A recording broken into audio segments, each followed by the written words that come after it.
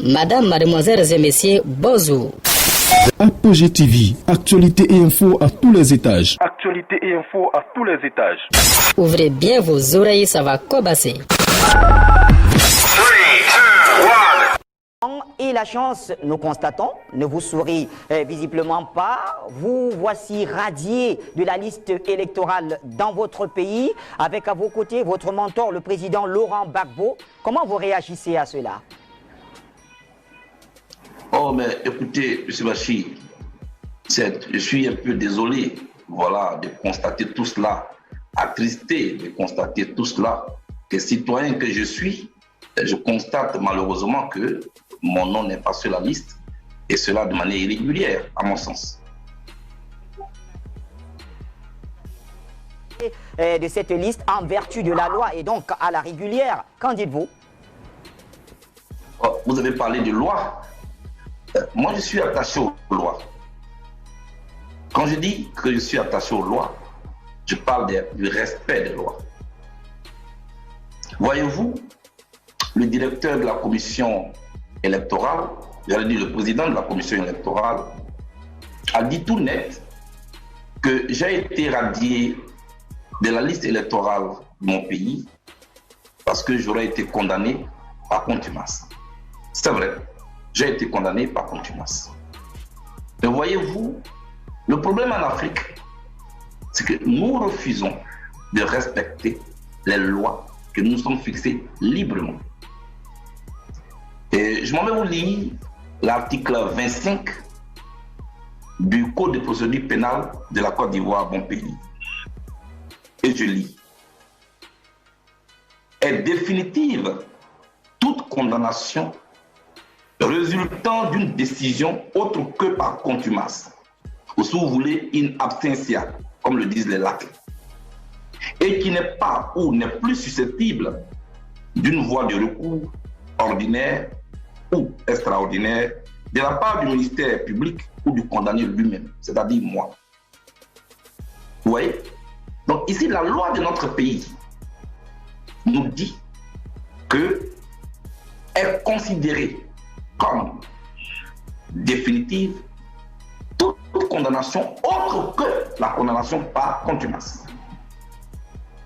Or, j'ai été condamné par contumace, c'est-à-dire in absentia, lorsque je n'étais pas là.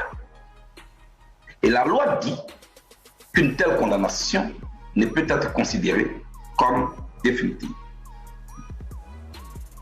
Lorsque la question est posée au même président de la CEI, il va dire, et je cite, que chaque année, le ministère public, c'est-à-dire l'administration juridique et judiciaire de mon pays, transmet à la commission électorale la liste des citoyens ivoiriens qui ont été condamnés définitivement et qui ont perdu leurs droits. Fin de citation, M. Bachir. Alors, est-ce que cela signifie tout simplement que le président de la CEI est en contradiction avec les lois de la République? Il est en flagrante contradiction avec les lois de la République. Ma radiation est celle du président Laurent Gbagbo. Donc, c'est une radiation non conforme à notre loi. Donc, illégale. C'est tout. Et il faut donc lui demander de remettre sur la liste, moi, mon nom et le nom du président Gbagbo. Comme aujourd'hui, je parle à mon nom, je dirais mon nom. Voilà. C'est ce que je voulais dire. Alors, en dehors de cela, que comptez-vous faire donc pour que cela soit rétabli, vu que vous n'êtes pas au pays, vous êtes à l'extérieur et vous n'avez, disons pas, le contrôle d'un certain nombre de choses dans le pays? Demandez-moi plutôt, qu'est-ce que vous avez déjà fait? Depuis vendredi, mon parti politique, le COJEP, a déjà fait recours. Le recours a été fait à Yopougon, qui est le quartier où j'habitais, et à mon bureau de vote au groupement foncier. Une lettre a été écrite pour saisir le président de la CEI. Ainsi donc, nous lui avons carrément dit que cette radiation est non conforme à la loi, elle est illégale, il faut donc réinscrire le nom de Charles Blé sur la liste. Et je pense que cela a été publié et tout le monde le sait pour que nul n'en ignore. Alors, j'ai déposé un recours. Moi, je suis attaché aux lois, je suis la loi, et j'ai déposé un recours. Donc, j'attends le retour pour que le débat s'engage. En tout état de cause, je ne compte pas accepter que la loi soit manipulée comme ça, et parce que ce n'est pas acceptable. C'est moi, Charles Blé Goudé, aujourd'hui, qui suis radié de la liste. Mais j'ai d'autres amis qui ne sont même pas connus, mais qui ont déjà voté en 2010, ont déjà voté en 2015, et qui subitement se voient disparaître de la liste électorale. J'ai un autre ami qui a même appelé quelqu'un qui connaît à la CEI, à la commission électorale, à qui il a dit, mais je ne vois pas mon nom. Et le gars lui dit, appelle-moi vers 17h.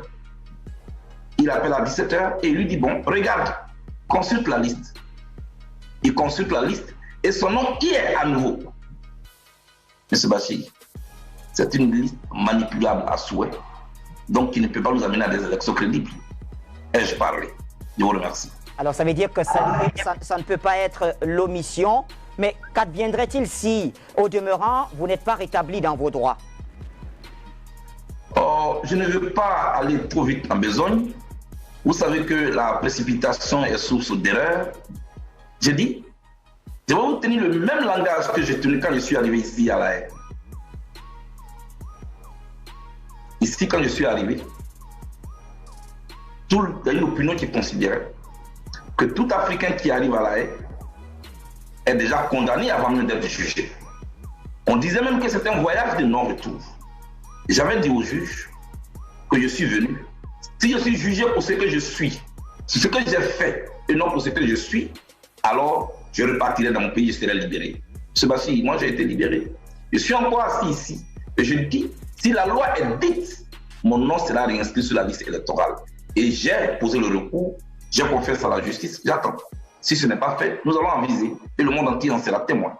Merci. Moi je ne connais que la démocratie, je ne connais que les voies des règles. Défendre Charles Blé Goudé, il serait mieux que vous soyez au pays. Et pour y être, il vous faut un passeport. Alors on sait que le président Laurent Gbagbo a introduit une demande de passeport. Avez-vous fait la vôtre? Sinon, pourquoi? Merci. Non, je n'ai pas encore fait de demande de passeport. Et je vais vous expliquer. Le président Laurent Gbagbo a déposé une demande de passeport. D'abord, diplomatique, en sa qualité d'ancien président de la Côte d'Ivoire. La loi lui donne donc droit à ce passeport.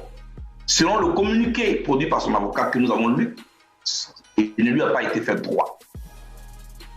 Ensuite, humble qu'il est, il s'est rendu donc dans les locaux de l'ambassade de la Côte d'Ivoire en Belgique où il réside pour faire la demande d'un passeport ordinaire. Le conseil des ministres s'est réuni pour un simple passeport. C'est un peu ridicule, mais on va faire avec quand même. Et puis, a décidé que le président Gbagbo, en tant que citoyen, a droit à son passeport. Monsieur Bachir, pourquoi vous voulez que moi je me précipite pour aller faire une demande de passeport? Moi, je suis comme la corde qu'on a pris pour attacher le fagot pour l'envoyer ici. Donc, quand le fagot bouge, la corde bouge avec le fagot.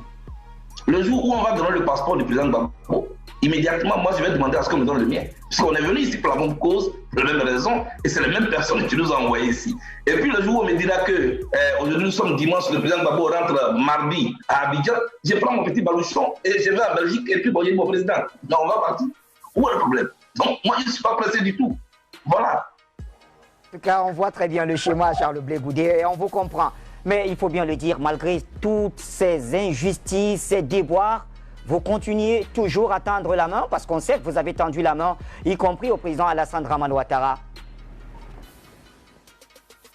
Oui, voyez-vous, quand vous voulez faire la politique, vous entrez en politique, si vous êtes attaché à des valeurs, et vous avez une vision. Ma vision est que mon adversaire politique n'est pas mon ennemi. Ma vision, c'est que je suis attaché au respect des institutions de la République. Je suis venu ici pour répondre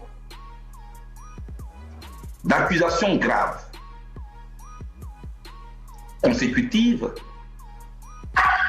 à la crise post-électorale de mon pays. Écoutez, moi, J'ai été acquitté. J'ai demandé au président de mon pays, aux autorités de mon pays, que je vais rentrer chez moi. Pour moi, il n'y a pas une autre voie que la voie du dialogue. Ce sont mes valeurs. Et c'est pourquoi j'ai tendu la main. Et quel que soit ce qui se passe, moi je tends toujours la main. Parce que moi je pense que j'ai tiré les leçons de la crise que mon pays a vécue. On ne peut pas continuer dans la belligérante permanente. Il faut qu'on passe à autre chose pour qu'on laisse derrière nous la crise ivoirienne. C'est pourquoi j'invite encore une fois de plus les autorités de mon pays à accepter qu'on s'asseye pour discuter. Parce que M. Bachir, qu'on discute aujourd'hui ou qu'on discute demain, on finira toujours par s'asseoir pour discuter. C'est pourquoi je ne manque aucune occasion pour lancer cet appel. Ce qui n'est pas preuve de faiblesse. Beaucoup ne le comprennent pas. Mais je pense qu'au lieu de compter les morts, je préfère compter des jours de discussion avec le régime en place. C'est tout. Alors, c'est vrai que votre démarche, elle est assez salutaire, mais il faut aussi comprendre, Charles Blé Goudé, qu'il y a beaucoup d'Ivoiriens qui ont vu d'un très mauvais œil vos félicitations adressées au ministre Ahmed Bagayoko, qui est aujourd'hui Premier ministre. Alors, comment vous expliquez cela? Je voulais d'abord faire la différence entre l'individu Ahmed Bagayoko et M. Ahmed Bagayoko, Premier ministre de la Côte d'Ivoire. Moi, Charles Blé Goudé, je pense que je comprends ceux qui ne sont pas contents et je comprends ceux qui ne l'ont pas compris. Et ça, il ne faut pas que je rejette du revers de la main leur mécontentement. Mais leur mécontentement est même le signe et la preuve de ce que nous vivons une situation politique délétère, où les Ivoiriens se regardent en chien de faïence. Dans un tel contexte, quand vous félicitez le Premier ministre de ce pays qui vient d'être nommé, évidemment, les victimes ou ceux qui ont été victimes des pratiques d'un tel régime peuvent ne pas être contents. Je suis un leader politique.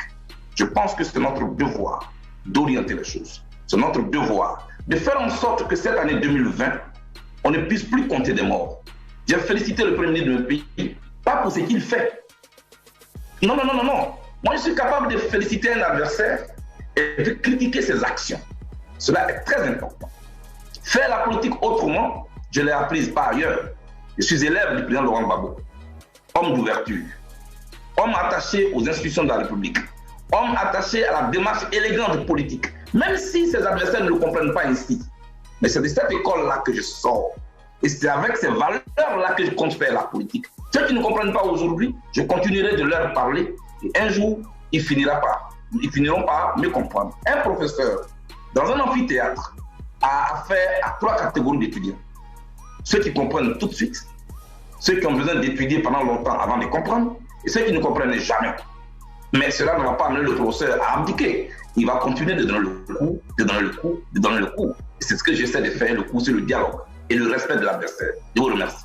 Pardonnez mon insistance, Charles Blé Goudé. Vous savez, votre ligne politique est jugée par certains Ivoiriens de non lisible et parfois très incompréhensible.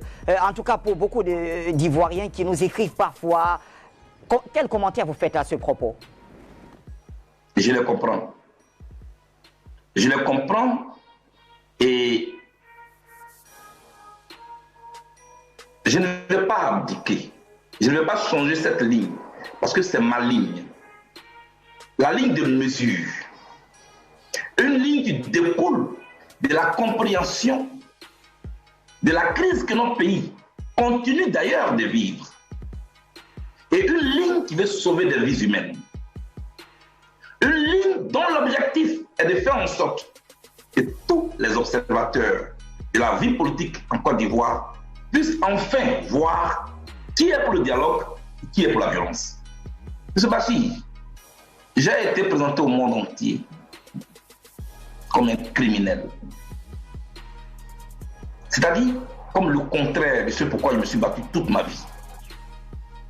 Cela fait 10 ans que je suis ici à La Haye.